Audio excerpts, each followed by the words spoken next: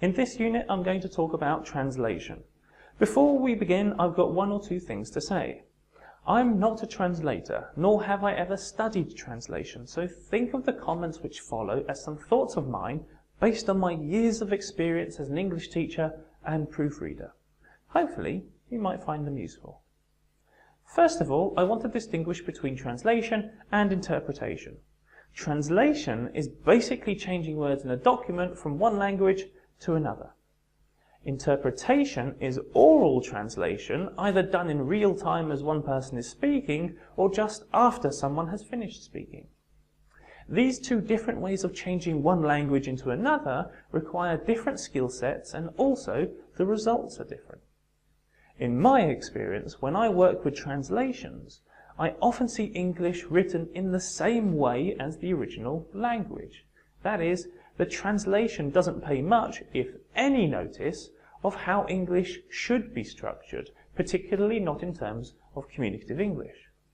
In my view, this word-for-word translation approach should follow more closely the ideas behind interpretation. An interpreter has got to listen carefully and then provide that message in the target language using structures familiar to that language to ensure that the message can be understood. If an interpreter interprets like some translations are done, word for word, then it's often very difficult to understand, or it's simply confusing. Have a look at this classic Polish into English mistake.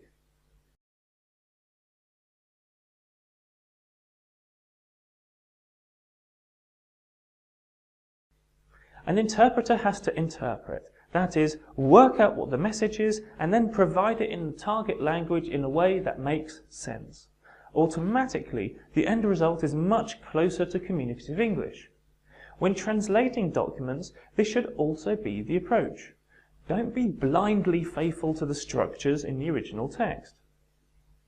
Having taught for many years, I have often heard the following two phrases. This is the Polish, and I have to think in English. Well, let's have a look at these one by one. This is the Polish? Well, many times I've heard my students say, this is the Polish provision, or this is what it says in the Polish agreement. In other words, what they're reading in English is exactly the same as it was written in Polish. No attempt has been made to change the translation into the structures the target language uses, which will make it easier to read. As I've said, this often gives us problems when it comes to reading and understanding. Polish and English uses lots of nouns, prepositions and weak verbs. In formal language particularly, the passive voice is overused. In terms of communicative English, as we've discussed in previous lessons, this makes a document very difficult to read. The second thing is, I have to think in English now. Well, what exactly is this? I understand this to mean that the person is making an active attempt to use English vocabulary and structures correctly in an attempt to make their message more natural.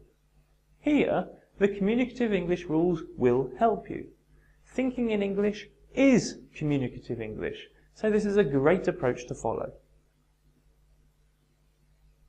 I want to talk quickly about Google Translate.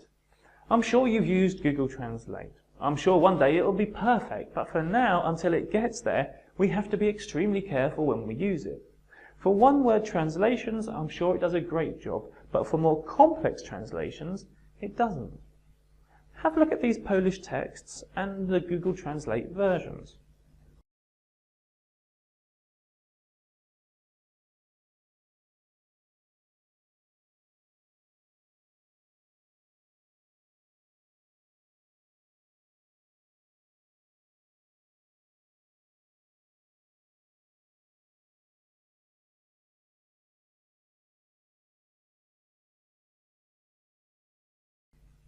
A quick reading shows you that it's difficult to understand. If we think about the main message and apply communicative English rules, we might get this.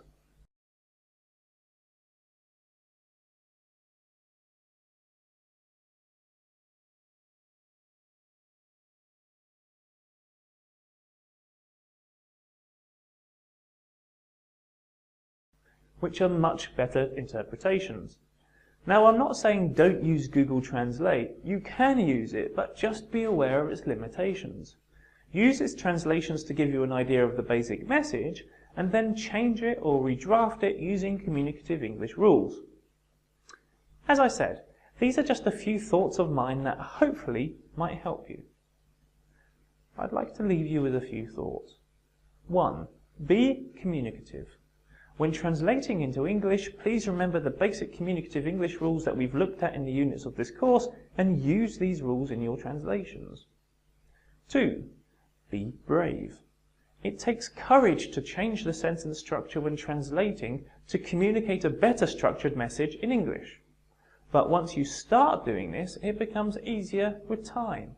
So get started now. And 3. Be careful. It is possible to materially change the message when translating it, so make sure your confidence is matched by your ability to correctly understand the message in the original language and how it should be translated into the target language.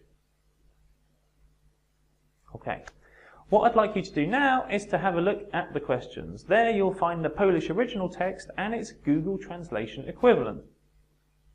Please review these translations and provide your own translation using Communicative English rules.